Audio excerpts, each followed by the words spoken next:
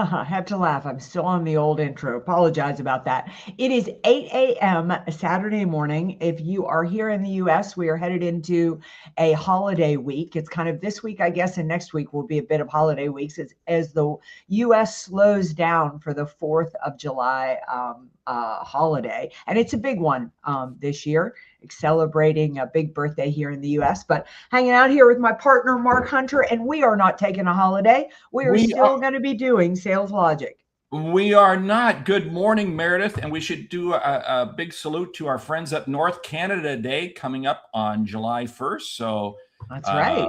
all the best to all of you. But hey, we got a great topic today. The topic: how to manage your sales manager. Hey, now hold on, sales managers. This is for you too, because you can flip this around. How to manage your sales manager. So what we're going to be discussing, you can be saying, how do I need to manage my salespeople? Got a great question. We got a lightning round. I'll tease the lightning round.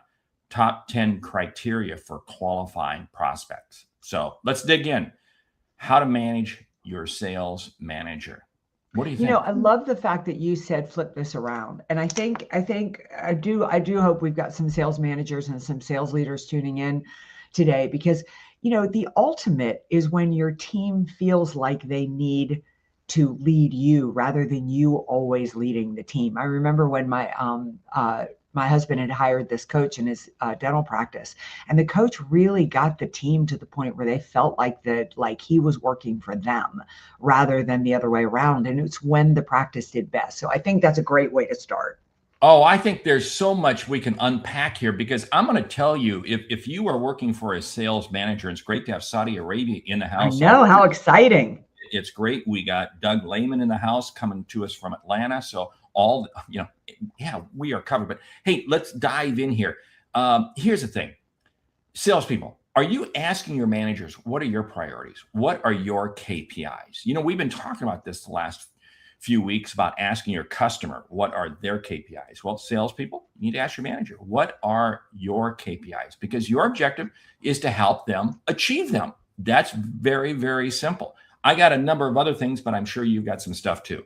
Yeah, I'm going to go along that whole idea of KPIs. And I think one of the most important things you need to do as a sales professional with your sales leader is sit down with your sales leader and ask, what are their top 5 expectations of you? What is most important to them? Sales and sales goals, those are big, broad topics. And if you don't understand what your sales leader needs and wants from you, then you're probably going to be in trouble for things that you didn't even mean to do. Well, and you may not have even known to do. And one of the things that really comes up, I love Bryn's comment. One of the best ways to manage is to make your manager's life easier. I always said the way to get promoted is to start doing your boss's job now. And that's exactly what you're doing. But let's go back to the quota. Let's talk about this because your sales manager and sales managers, pay attention to this. You may have, 8, 10, 12 people who are reporting to you, and they all have numbers that they have to achieve. And everybody delivers a number that's going to get them to 100%. That doesn't cut it. That doesn't cut it because there's always going to be 2 or 3 people or more that are going to fall short. And so if your best people only get to 100% and you have 3 or 4 people that fall short, you miss your number. So salespeople, you need to show your boss how you're going to deliver a number that is 100 plus X, whatever X is. And you got to show them the roadmap because you want to help them feel confident. That's how you're going to help them feel confident about you. Yeah, I think one of the most important things in managing up is to control your own narrative, is to make sure that, like, even just if you're producing numbers, that's good. You need to be producing your numbers, but you also need to be keeping your sales leader in the loop as to the wins you're having or the challenges that you're having. But you need to communicate and communicate effectively. And according to Bryn, which I thought was really good in her comment, is know their communication style. Don't bury them in details if they are not detail oriented, but give them the details if those types of things are important to them.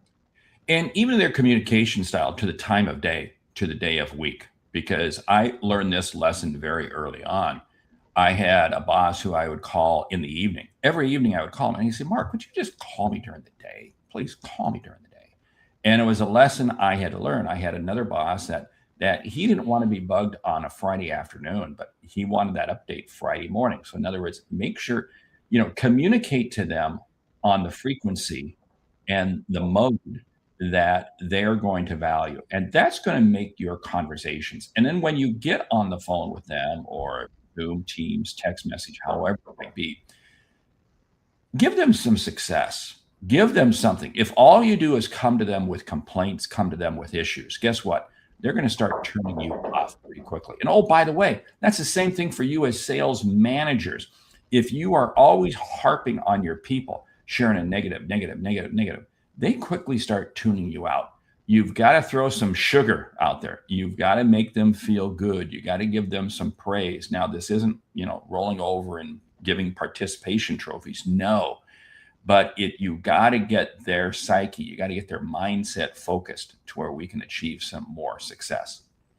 Yeah, I'm going to say too, like to use your time with your sales manager and your sales leader really effectively. Like if you have a one-to-one with them, don't expect them to have an agenda. You have an agenda. Do your own inventory. This is time for you to get really strong on your own self-awareness. What are you doing really well? And what are you not doing well? Like, where do you need their help? Where do you need their support? I think a sales leader has, kind of a minimal role. And the minimal role is to support you, is to give you what you need in order to be successful, and then to move every flippin' obstacle out of the way, and then to hold you accountable. Pretty much that's their job. And so go there with clear understanding of where you need help, where you need support, what specific obstacles you need out of the way.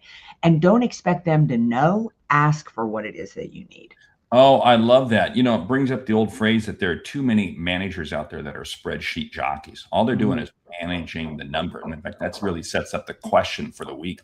Question comes from David in Denver. And David, I'm gonna salute you, because I'll tell you what, you're proactive here. He says, my manager is buried in meetings and doesn't coach much. How do I stay visible and get support without constantly sounding desperate? Hey, David, you know what? You're part of a rare group, because the majority of salespeople don't want their manager around. You actually do. So, hey, congratulations there. So let's dive in. What should he be doing? Can you guys hear the noise in my background? Yes, we hear the noise. So if you want to go on mute and take care of that, I will carry on. I can't take care of it. It's a woodpecker going at my house. It's a woodpecker. When you live in a log cabin in the mountains of the Carolinas, it's what you get. I love that. So sorry about that. I'll go on mute when I'm not talking. Number one, David, you need to ask for some time. Basically, he's got a lot on his plate. He's super busy. He's pulled into things all the time, but he's there for you. So ask him for some time, and he will give you some time. I love that. And I'll tell you what you got to be willing to do is to bring to your boss proactive things. And one of the things that your boss is going to be zeroed in on is, of course, the pipeline. Look at the number. So what you want to do is you want to go to your manager and show him one challenge that you have in your pipeline and say, hey, can you give me some advice? Give me some advice as to how I should help them, because you've been able to help me before. You've been able to help me, and again, what you're doing is, you're kind of buttering them up a little bit, but that's okay, because you're inviting them in on one particular situation. And you know what? No manager is going to turn that down. So what they're going to do? They're going to help you on that one particular deal. And that's when you slowly start the process of getting it. Yeah, I love what Osama is saying here, and that involve them in the activities that you do. I think, as David, as I'm listening to you in this call, and, in this sales leader that you've got, poor guy, he is doing nothing but going to meetings. And when I was a sales leader, nothing made me happier than to go on a call with the people, with one of my sales team members. I used to love it when they would invite me to go on a call. And when they would invite me to go on a call, then we would sit in the car after, because that's when we actually did them, live. We'd sit in the car after and we talk about what worked with the call, what didn't work with the call for both of us. I mean, we were giving each other feedback. But I would say if you're not getting a lot of time, pull them in, take them on a call with you. They would love that. And many times you can take them in on a call that they probably know the customer too. So there's a relationship. And then guess what? They actually enjoy it. And you're right, because again, so many managers get stuck in meetings after meetings. And what happens is they begin developing a false perception of what the marketplace is. That's exact. And so you've got to kind of bring them back to reality. Now, here's the whole thing. Don't stop sharing with them. Here's the successes I'm having. Don't stop sharing with them, because again, you at least want to give them content that potentially they can take back to their meetings and share about you. Because I hate to say it, but you know what? If you don't wave your own flag, nobody else will. No, that is so true. Terry Brock, we love that you are here, and such a great point that what we're talking about with sales leaders is so important for key customers. I love Bryn Tillman that it sounds like maybe my woodpecker's got some advice because he's coming through with a little bit of Morse code. The other thing I think that when you have a challenge with your sales leader, I mean, David, let's say that you try these things and they don't work, then you need to go find what it is you need from somebody else other than your sales leader. And far too often, that's just the situation we're in. I don't care if it's sales or any other kind of industry you're in or profession that you're in. You don't always wind up under a really, really great a great leader. So try these tactics, but if they don't work, be very open to maybe finding somebody else. Well, that's why you need dual voices of influence. You're right. Because if you're just relying 100% on your manager for all your input, you're getting a singular voice. So you got to find somebody. I bet there's somebody else on your team who is probably performing at your level too, David, and probably wishes the manager was giving them some coaching. Okay, so guess what? The two of you need to team up. The two of you need to start doing some coaching. And here's the whole thing, David. It's do not use your manager's lack of participation as an excuse for not doing something. You can never allow that. Your goal is view this as an opportunity. This is an opportunity for me to perfect my personal development skill to where I can be 24/7 coaching myself. Sure, I want my manager involved. But you know what? Sometimes you just got to turn the lemons into lemonade. Yeah, you just got to go with what you're with. The other thing I think is really important with sales leaders that's often overlooked by sales professionals is share bad news quickly. Like if you've got a deal in your pipeline and it didn't go through, that sales leader, she is reporting it up to executive level management like it's going through. So if something falls out in it, or if there's a problem with it, then let them know ASAP. If you're not going to hit your goal, do not wait until the end of the month and let them find out in the report that you didn't hit your goal. Go through halfway through and say, look, I'm stuck. I'm not going to hit my goal this month. Here's what I've tried. Here's what I've done. What other thoughts and advice do you have for me? One of the biggest problems that I have seen with salespeople is they have shied away from the tough conversation. And when they shy away from the tough conversation, the sales leader loses their mind. And they lose their mind because they're responsible for your numbers. So go in early. Have that conversation fast. And that's why your pipeline conversation can't just be the spreadsheet. This is where I test the spreadsheet jockey, because all they do is look at the numbers. I got to look at the rationale behind the numbers. I got to unpack why the number is there, why it's in that stage, et cetera, et cetera. Now, it's not to make excuses. This is not an excuse game. This is a reason to sit there and to find out, how do I move this forward? What information can I? And here's what I found is that if you ask your manager for advice, again, you know what? They're going to wind up sharing with you. And that woodpecker is just rolling. I know. He's just going to town, isn't he? Going to town. Yeah.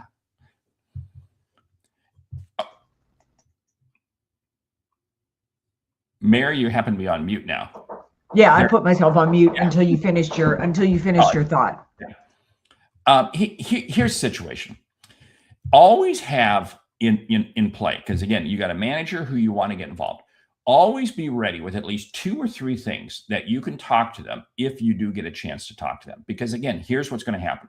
They're inundated in meetings. And I had a manager like this, always involved in meetings. And I just learned that I just had to have 2 or 3 things ready to go just in case suddenly the phone does ring. And wow, it's actually the manager on the phone or an email or something like that. So in other words, take advantage of what it really, what's interesting? Just as what Terry said earlier, what we're sharing is the same way you lead your customers. Yeah, Mark, take it from here for a minute. I'm going to go try to get rid of this woodpecker. Hey, that's okay. Wow, we should put a GoPro on Mare as she goes outside to deal with this woodpecker. Here's the situation. Sales managers, I want you to take stock right now. And I want you to be asking yourself, what are the top 2 or 3 issues that I need to be covering with each one of my people? And oh, by the way, only one of them can deal with pipeline, only one of them. Because remember, the pipeline is a result of the activities. So what I want you to do as a sales manager is have 2 or 3 things that you're going to share with, discuss. One may be the pipeline, but the others must be about individual customers and individual customer actions. That's what you want to coach your people on. If all you're doing is coaching people on numbers, that's too late. That's too late in the game. You got to get granular, get down to the activities, and be asking them this very simple question. Why should the customer buy? Why should the customer buy? And what I'm listening to from sales, is this pipeline, is this number, is this forecast all built in around quarter end? Because again, why should customers behave differently at our quarter end? Oh, the only reason they do is because we give them a discount. I don't want to do that. I don't want that. So you got to make sure that pipeline is not geared for quarter end. And guess what? Too many managers, you're guilty of that because that's the behavior you're driving. I think I got rid of the woodpecker. So I have a couple more thoughts on what you do if you don't have a strong connection with your sales leader. Here's the other. You've got to make sure you're not competing with them. Is that they really kind of undermine the sales leader's success, and you do not want to do that. Another thing I think that is really, really important is that you guys are on the same page. I said same page with expectations, but like, at what point did they want something in the pipeline? Like, and what is their definition of a deal that's going to 50% close versus your definition of something that is going to 50% close? I mean, the more specific you can be on communication, the better off, the better off you are going to be. Oh, there's so much truth to that because, we were talking earlier about as a salesperson, you need to know when to communicate with your manager. Managers, you need to know how to communicate with your people. I see too many managers. Well, Friday afternoons is when maybe your people don't want to respond.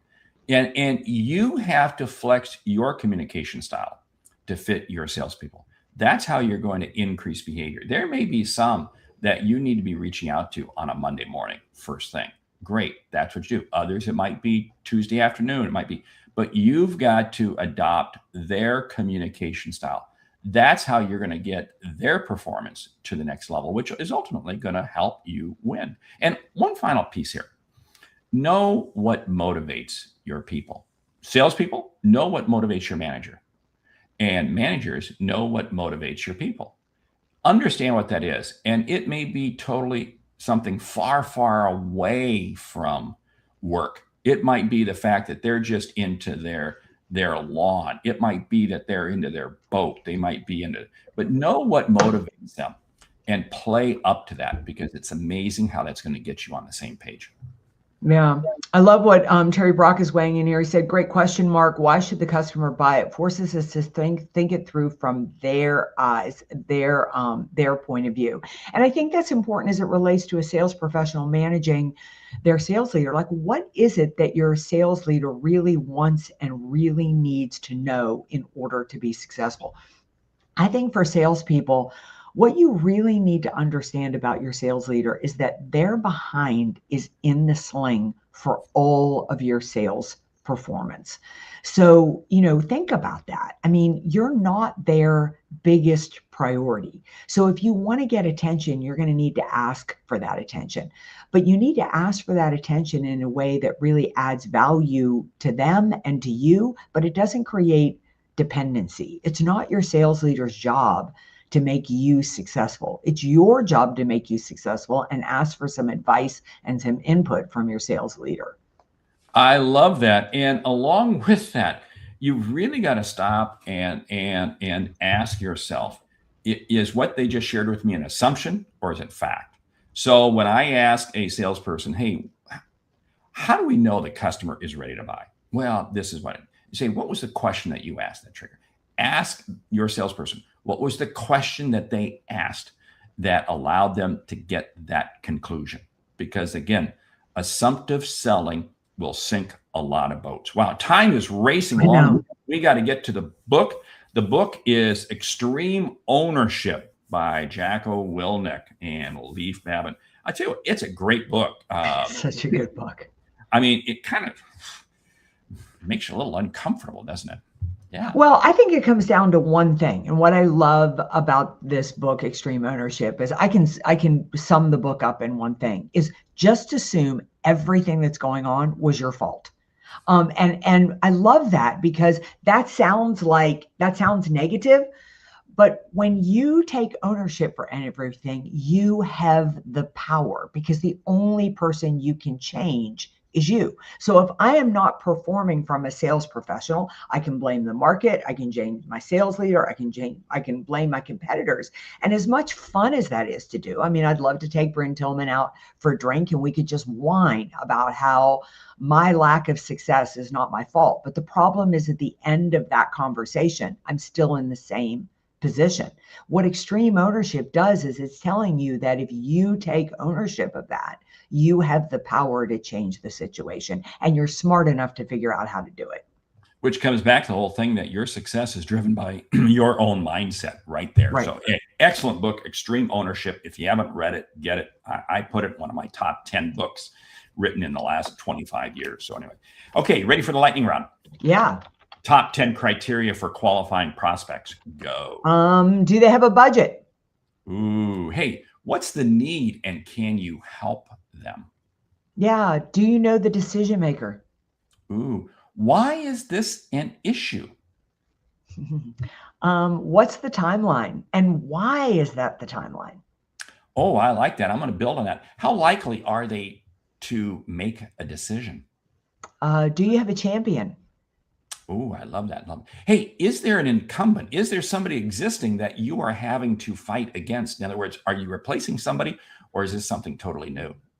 Yeah. Can you really compete? In other words, who's the competition and what's the competition's relationship to them?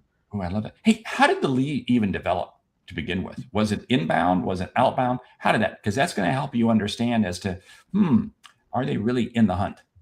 Yeah. Have they ever bought something like this before? When did price first come up? Or if they're calling and they're looking for just a price quote, and that's how you think they're qualifying, they're not interested in you. They're just shopping. Yeah. What's their response time? I mean, their responsiveness.